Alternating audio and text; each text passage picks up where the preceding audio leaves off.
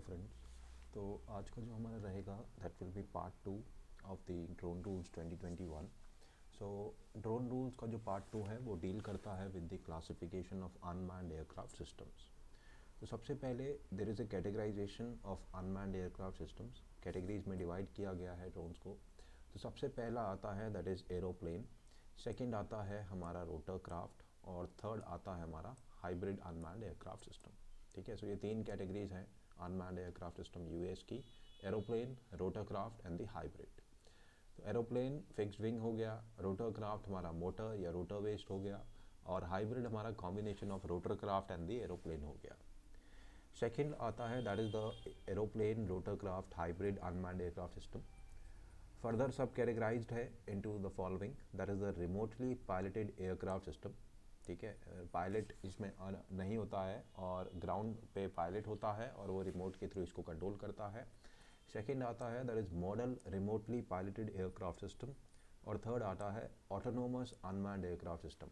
ठीक है, तो ये तीन कैटेगरीज हैं: remotely piloted aircraft system, model remotely piloted aircraft system and the unmanned autonomous unmanned aircraft system. ठीक है, तो ये फर्दर सब कैटेगरीज थी इनकी।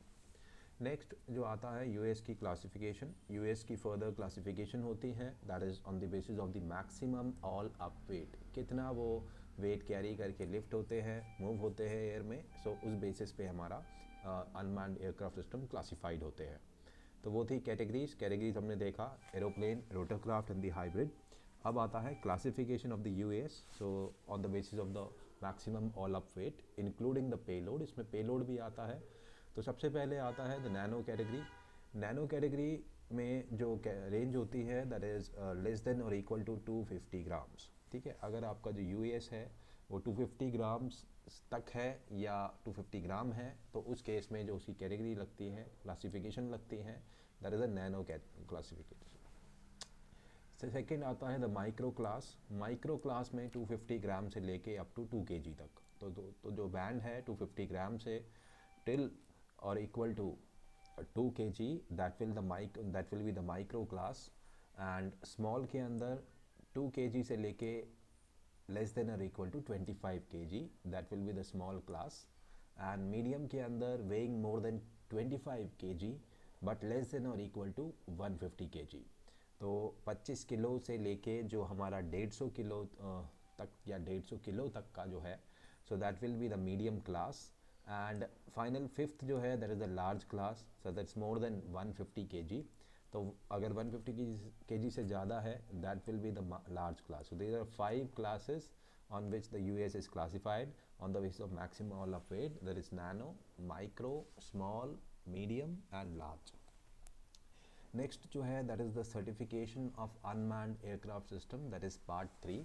सो पार्ट 3 डील करता है कि यूएस के सर्टिफिकेशन के लिए गवर्नमेंट किसी भी यूएस को अलाउ नहीं करेगी until and unless it is the type certified. ठीक है, तो इसके बारे में क्या प्रोसीजर है, ये क्या बोला गया है ड्रोन रूल्स 2021 में।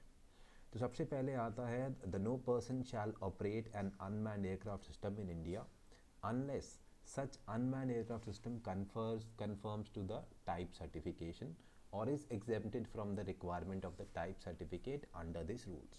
ठीक है, कोई भी अनमैन्ड एयरक्राफ्ट सिस्टम्स को ऑपरेट नहीं कर सकता है जब तक unmanned aircraft system type certified नहीं है या फिर वो एग्जेम्प्टेड नहीं है टाइप सर्टिफिकेशन के लिए। ठीक है, हमने देखा था देर आर सर्टेन फोर्सेस जैसे कि हमारी army, military, navy, army, navy, air force के जो ड्रोन्स होते हैं यूएस होते हैं, उनको टाइप सर्टिफिकेशन की ज़रूरत नहीं होती है एंड दे आर एग्जेम्प्टेड। सो बोला गया है कि कोई भी पर्सन बिना टाइप सर्टिफिकेशन के किसी ड्रोन को ऑपरेट नहीं कर सकता है या फिर अगर एग्जेम्प्टेड है तो भी वो कर सकता है। ठीक है, अब उसके बाद आता है there is a certain certification standard. कुछ सर्टिफिकेशन स्टैंडर्ड है, उसके लिए गवर्नमेंट जो होती है QCI की रिकमेंडेशन लेती है कि किस तरह TC टाइप सर्टिफिकेट ऑब्टेन किया जाएगा। ठीक है, और किस तरह उसका मेड इन इंडिया टेक्नोलॉजीज़ को प्रमोट किया जाएगा। डिज़ाइन में हमारा जो नाविक सिस्टम है that is navigation with Indian constitution, किस तरह उसको यूज़ किया जाए, तो इसको लेके गवर्नमेंट रिकमेंडेशन लेती है। That with the certification standard जो कि QCI ने बनाए हैं। नेक्स्ट जो आता है that is about the type certification.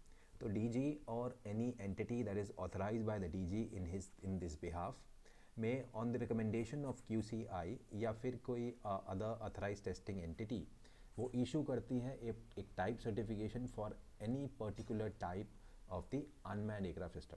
ठीक है, तो DG जो होता है वो ऑथराइज्ड है या कोई अदर एंटिटी जो कि DG ने ऑथराइज़ की है, ठीक है, वो QCI की रिकमेंडेशन लेता है या फिर किसी ATE that is authorise testing entity की रिकमेंडेशन लेता है और उस बेसिस पे किसी US को टाइप सर्टिफाई करता है। ठीक है, तो ये that is the procedure of the type certification. Next जो आता है that's application and the procedure for the issuance of the TC। ठीक है, तो किस तरह आपको टाइप सर्टिफिकेट मिलेगा, उसका क्या प्रोसीजर है, उसके बारे में हम देखेंगे। अब कोई भी पर्सन जो TC ऑब्टेन करना चाहता है, he has to make the application देनी होगी, that will be done on the digital sky platform, और उसको फॉर्म D1 अप्लाई करना होगा। ठीक है, अगर आपको अपने ड्रोन का TC लेना है then you have to take apply a D1 form that is available on the digital sky platform with the requisite fee. उसके बाद उसके अंदर उस D1 के अंदर वो अपनी डिटेल्स डालेगा, उसके प्रोटोटाइप के बारे में डालेगा। ठीक है, और फिर जो उसका प्रोटोटाइप है वो फिज़िकली हैंडेड ओवर किया जाएगा ATE को। ATE फिर उसको पूरा एनालिसिस करेगा। So that is the procedure of the type certification. जब ATE उसका एनालिसिस करेगा या फिर QCI करेगा तो it has to submit a report, एक टेस्ट रिपोर्ट वो सबमिट करेंगे with the recommendation to the DG को, दैट इज DGCA को within 60 days of the receipt of the application वो एक पूरा एक टेस्ट रिपोर्ट उसके एनालिसिस का सबमिट करेगा विद द रिकमेंडेशन। अब इस टेस्ट रिपोर्ट के बेसिस पे DG कुछ उसको वैलिडेट करेगा और उसके बाद टाइप सर्टिफिकेट को इशू करेगा within the 15 days of the receiving such test report. ठीक है, तो टेस्ट रिपोर्ट जब उसे मिल जाएगी उसके 15 दिन के तक वो DG ऑथराइज उसको टाइप सर्टिफिकेट दे देगा। ठीक है, so that is the procedure. उसके बाद acceptance of approval given by the foreign regulators. ठीक है, अगर जो कि कोई भी US जो कि किसी कॉन्ट्रैक्टिंग स्टेट, ठीक है, कॉन्ट्रैक्टिंग स्टेट से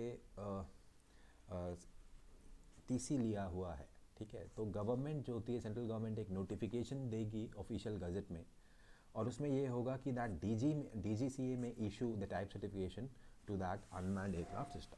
ठीक है, तो अगर कोई फॉरेन रेगुलेटर से US को सर्टिफिकेशन मिल गया है तो सेंट्रल गवर्नमेंट नोटिफाई करेगी ऑफिशियल गजट के अंदर कि DG उसको TC इशू करे इन इंडिया आल्सो। ठीक है, तो इस तरह से है।